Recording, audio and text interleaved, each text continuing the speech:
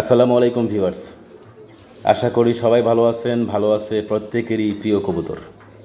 আজকে পহেলা মে, প্রচণ্ড গরম। এই গরমে জনজীবন যেমনভাবে অস্বস্তিতে পড়েছে, ঠিক তেমনিভাবে আমাদের পোষা পাখিগুলাও অস্বস্তিতে পড়েছে। আমাদের প্রিয় কবুতরগুলোকে সুস্থ রাখতে এই মে মাসের প্রচণ্ড তাপদাহে কী করতে হবে সেটাই মোটামুটি আজকের ভিডিওতে আলোচনা করার চেষ্টা করব। বিশেষ করে আমি যা করতেছি বা যা করছি, যেভাবে কবুতরকে সুস্থ রাখছি বা রাখতেছি, যেভাবে আমার লফট পরিচালিত করতেছি, মোটামুটি তাই সারসংক্ষেপভাবে আপনাদের সামনে তুলে ধরার চেষ্টা করব ইনশাল্লাহ। তাই পুরো ভিডিওটি কন্টিনিউ করবেন। আশা করি এই ভিডিও থেকে আপনি আপনার লফটের কবুতরের যে সুরক্ষার জন্য অনেক কিছু জানতে এবং বুঝতে পারবেন। গরমটা চলমান। আজ থেকে আমাদের হবিগঞ্জে 20 দিন 25 দিন বললেও ভুল হবে না, 1000 গরম। বৃষ্টি হচ্ছে না বললেই চলে, আকাশ মেঘাচ্ছন্ন আমরা দেখতে পাচ্ছি না বললেই চলে। ঠিক সেই সময়টাতে আমি আমার প্রিয় কবুতরগুলোকে বন্দি করে রাখিনি। এই প্রচণ্ড গরমে বন্দি করে আমি রাখিনি, বরং আমি বেলা 10টা-11টার দিকে কবুতর ফ্লাইং করাই গতানুগতিক সিস্টেমে। কোনো ধরনের ফ্লাইংয়ের বেলায় কোনো ধরনের রদবদল নেই কোনো ছাড়। প্রচণ্ড গরমেও তারা ফ্লাইং করে, হয়তোবা কম করে এবং উড়ে অনেকটা পায়। তারপর যে কবুতরের ট্র্যাপডোরের দরজা বন্ধ করে দিয়ে ওদেরকে মিনিমাম কমপক্ষে হলেও 1 থেকে 1.5 ঘন্টা সময়, সর্বোচ্চ 2 থেকে 2.5 ঘন্টা সময় আমি রৌদ্রে রাখার চেষ্টা করি। এই প্রচণ্ড রৌদ্রে আমি ওদেরকে রাখার চেষ্টা করি। কেন রাখার চেষ্টা করি?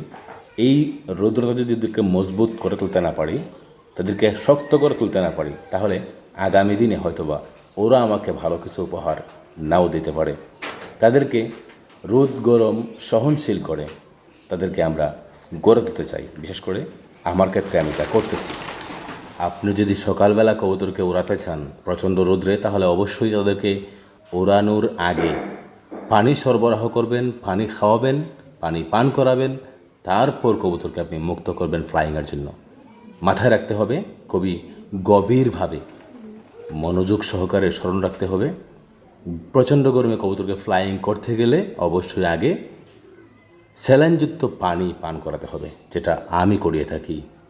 তারপর লফটে ঢুকানোর পর খাবার পানি এবং খাবার দুটাই যেন তারা আবার রেডি পায়। দ্বিতীয়ত কথা হচ্ছে, এই অবস্থার মধ্য দিয়ে দিনাপাত করার কারণে তারা, আমি মনে করি যে আরও মজবুত হয়ে তাদের ভিত্তি স্থাপন হবে এবং আগামীর রেস যুদ্ধে আমাকে ভালো কিছু উপহার দিবে। বিশেষ করে অবশ্যই লক্ষণীয় যে এই সময়টাতে যখন ভারী বৃষ্টি হবে বা কালবৈশাখী ঝড় আসবে বা তার পূর্বাভাস আমরা পাবো, অবশ্যই বৃষ্টিতে এবং কালবৈশাখী ঝড়ে কবুতর ছাড়া যাবে না, বাহিরে রাখা যাবে না। ওই সময়টাতে, ওই দিনটাতে, ওই ক্ষণটাতে আপনারা কবুতর ছাড়া থেকে অবশ্যই মুক্ত থাকবেন। এতে করে আমাদের অনেক বড় ধরনের লস হয়ে যেতে পারে যদি আমরা আবহাওয়ার পূর্বাভাস না বুঝেই কবুতরকে বের করে দিই। একটা জিনিস মনে রাখবেন, রুদ্রে কবুতর মরে না, কিন্তু প্রচণ্ড বাতাসে আপনার কবুতরকে এক জায়গা থেকে অন্য জায়গায় নিয়ে ফেলে দিতে পারে এবং ভারী বৃষ্টিতে আপনার কবুতর কোনো না কোনো জায়গায় পড়ে যেতে পারে। এতে আপনার আমার হ্যাপি লস। সুতরাং রুদ্রে কবুতর মরে না, রুদ্রে কবুতরের ক্ষতি হয় না, কিন্তু প্রচণ্ড ঝড় বৃষ্টি এবং ভারী বৃষ্টিতে কবুতরের ক্ষতি হয়। আগামী দিনগুলোতে আমরা চেষ্টা করব বৃষ্টিতে এবং ভারী বৃষ্টিতে কবুতরকে না ছাড়ার।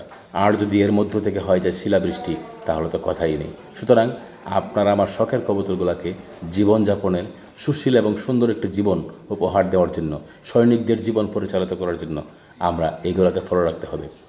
এইবার প্রচণ্ড রৌদ্রে যদি কবুতরকে আমরা ছাড়ি বা উন্মুক্ত করি এবং এতে করে যদি বাহিরে রেখে দিই, তাহলে শুধু কবুতরকে বাহিরে রেখে দিলেই হবে না। এর জন্য আমাদেরকে কিছু টিপস অবলম্বন করতে হবে। যেমন প্রথমেই বলতে পারি যে আমি যা করতেছি সেটি হচ্ছে, প্রথমেই কবুতরকে বলতে গেলে প্রতিনিয়ত সপ্তাহে অন্তত 5 থেকে 6 দিন আমি তাদেরকে গ্লুকোলাইট স্যালাইন অথবা ভেটেনারির যে কোনো স্যালাইন, আবারও বলি ভেটেনারি যে কোনো স্যালাইন আপনার ব্যবহার করতে পারেন। প্রচণ্ড গরমে সর্বোচ্চ 2 থেকে 3 গ্রাম 1 লিটার পানিতে ব্যবহার করেন। 3 থেকে 5 দিন ব্যবহার করা উত্তম।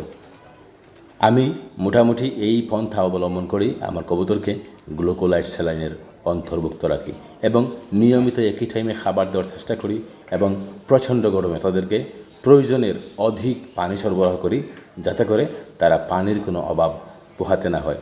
এক সময় দেখা গেল প্রচণ্ড গরমে সকালবেলা যখন আমরা কবুতরকে পানি পান করার জন্য দেই, দেখা যায় যে ঘন্টা 2 ঘন্টা পরে পানি খুঁজে পাওয়া যায় না।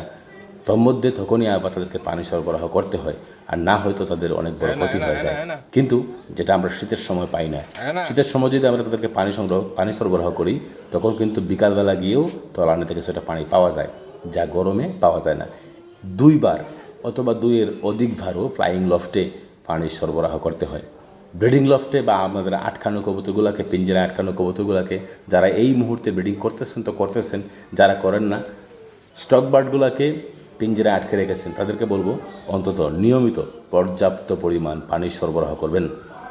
এর সাথে আমরা আরও বিভিন্ন মেডিসিনের ব্যবহার করে থাকি। আপনারা ইচ্ছা করলে করতে পারেন। মেডিসিন ছাড়াও অন্য কিছু ব্যবহার করতে পারেন, যেমন গরমে আপনি করতে পারেন লেবুর শরবতের ব্যবহার করতে পারেন, মানে লেবুর রসের ব্যবহার। আপনি লেবুর রস দিয়ে কবুতরকে আপনি আপনার কবুতরের পানীয় জলের সাথে মিশিয়ে আপনি কবুতরকে দিলে এই সময়টাতে কবুতর আপনার সুস্থ থাকবে, হেলদি থাকবে, গরমে তাদের কিছু ক্ষতি করতে পারবে না। এবং এই প্রচণ্ড রৌদ্রটা কবুতরের পালক মজবুতের দিক থেকে, কবুতরের ফিটনেস সুন্দর এবং মজবুতের দিক থেকে খুবই সহায়তা করে। অবশ্যই বৃষ্টি ঝড় আপনি এড়িয়ে যাবেন, ভারী বৃষ্টি তো কথাই নেই। আর সামনে এমন একটা সময় আসতেছে যে সমস্যাতে হঠাৎ কোন সময় বৃষ্টি চলে আসে, কোন সময় ঝড় চলে আসে, কালবৈশাখী ঝড় চলে আসে, সেই দিকে আমাদেরকে দৃষ্টিপাত রাখতে হবে। আজকে হয়তোবা শুধু গ্লুকোলাইট স্যালাইন বা স্যালাইন জাতীয়, ভেটেরিনারি স্যালাইন জাতীয় টিপসটি আপনাদের সাথে শেয়ার করলাম, যে নিয়মিত অন্তত দেওয়ার চেষ্টা করুন এই স্যালাইনগুলো। আগামীতে আপনাদের সামনে আলোচনা করার চেষ্টা করব এই সময়টাতে কবুতরের সালমোনেলার কোর্স বা কবুতরকে আপনি কোন মেডিসিনটা প্রয়োগ করলে নিয়মিত কম খরচে নিয়মিত প্রয়োগ করলে আপনার কবুতরগুলো বিভিন্ন রোগবালাই থেকে দূরে থাকবে, চুনা পায়খানা, সবুজ পায়খানা এগুলো থেকে দূরে থাকবে। বা আপনি নিয়মিত মেডিসিন, অ্যান্টিবায়োটিক ছাড়াও আপনি নিয়মিত কোন মেডিসিনটা ব্যবহার করলে আপনার কবুতর প্রতিনিয়তই সুস্থ থাকবে, সুন্দর থাকবে। হ্যাঁ ভিউয়ার্স, যেই কথাটি অত্যন্ত গুরুত্বপূর্ণ, হয়তোবা বলতে ভুলেই যাব, সেটি হচ্ছে যে এই গরমে অবশ্যই কবুতরকে নিয়মিত গোসল দেওয়াতে হবে। হয়তোবা নিয়মিত গোসল দেওয়াতে আমরা বুঝি যে প্রতিদিন গোসল দিতে হবে, না, প্রতিদিন না। আমি আমার কবুতরকে সপ্তাহে 1 দিন গোসল দিই, এবং 1-এর অধিক যদি আমি চেষ্টা করি তাহলে হয়তো তারা গোসলই করে না। আমি 1-এর অধিক, সপ্তাহে 1-এর অধিক, 1 দিনের বেশি, মানে 3 দিন পর আবার পানি দিয়ে চেষ্টা করি গোসল করানোর জন্য, কিন্তু না, তারা গোসল করে না। সপ্তাহে 1 দিন গোসল করার জন্য তারা পাগল হয়ে যায়।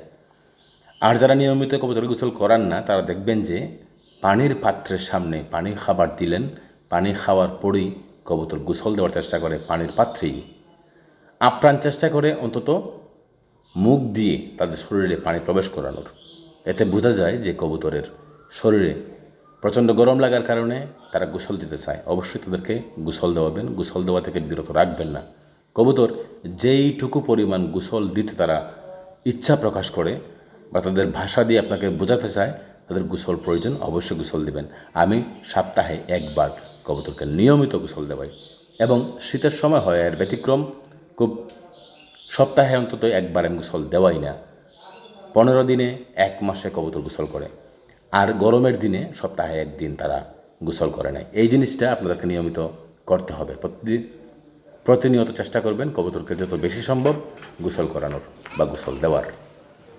একটি পানির পাত্রে পানি রেখে দিলেই কবুতর সেখানে ইচ্ছে মতো গোসল করতে পারে। তাদেরকে গোসল করার মতো একটা পরিবেশ করে দিন, ইনশাল্লাহ আপনার কবুতর থাকবে রোগমুক্ত, থাকবে সুস্থ, থাকবে চঞ্চল, থাকবে আনন্দময়। তার সাথে যদি কবুতরের গায়ে পোকা থাকে, এজন্য পোকার মেডিসিন আপনি ব্যবহার করতে পারেন। ভেটেরিনারি দোকান থেকে যে কোনো ধরনের পোকার মেডিসিন ব্যবহার করে কবুতরের গা থেকে পোকা সরিয়ে নিন গোসলের পাশাপাশি।